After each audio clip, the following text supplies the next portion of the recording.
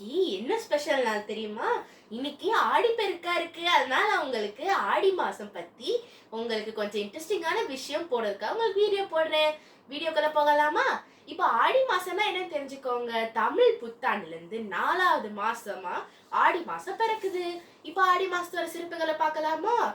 ஆடி மாசத்துல அதாவது இதே நாள்ல தான் ஆடி 1ஆம் தேதி ஆரம்பிச்சு ஆடி 18ஆம் தேதி அதாவது இன்னைக்கு ஆடி பெருக்குல மகாபாரத போர் ஆரம்பிச்சு முடிஞ்சிருச்சு இன்னைக்கு. சரியா? அதான் பாண்டவர்களோட வெற்றிக்கு அடையாளமா இந்த நாளும் இருக்குது.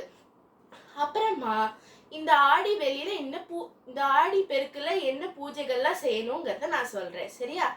முதல்ல ஆடி மாசத்துல வர விசேஷங்கள் பார்க்கலாம். ஆடி வெள்ளி, ஆடி அமாவாசை, பௌர்ணமி, ஆடி பெருக்கு, ஆடி தவசி, இந்த மாதிரி விசேஷங்கள்லாம் வருது.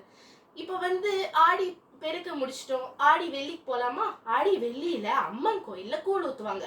ஏன்னா அடுத்த மாசம் மழை காலமும் குளிர்காலமும் இருக்கிறதுனால நோய் எதிர்ப்பு சக்தி அதிகரிக்கிறதுக்காகவும் அம்மனுக்கு குளிர வைக்கிறதுக்காகவும் கோயில்ல கூழ் ஊத்துவாங்க.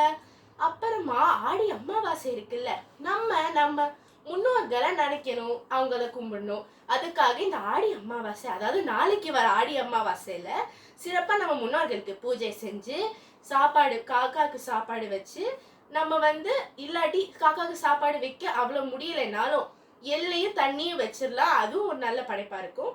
அப்புறமா நீங்க ஏதாவது ஒரு ஏழை மக்களுக்கு சாப்பாடு தானம் பண்ணலாம், துணியும் தானம் பண்ணலாம். இப்போ ஆடி பெருக்குல அதாவது இன்னைக்கு மனைவிகள் தன் கணவர்கள் நலமோடு வாழ்வோடு இருக்கிறதுக்காக காவேரி ஆத்துல விலைக்கேத்தி மிதக்க விடுவாங்க. அதனால இன்னைக்கு காவேரி ஆத்துல அவங்க புது தண்ணி திறந்து விடுவாங்க. அந்த புது தண்ணி திறந்து விட்ட சந்தோஷத்துல விவசாயிகள் எல்லாம் நவதானியத்தை ஒரு பொட்டின மாதிரி கட்டி அதை மிதக்க விடுவாங்க. இதுக்கு இதே மாதிரி இன்னொரு ட்ரெடிஷன் இருக்கு. அது பேரு முளைப்பாரி. ஆனா இதே மாதிரி அது மிதந்து அது எந்த ஊருக்கு போதோ அந்த ஊரு நல்ல செழிப்பா இருக்கும். சரியா?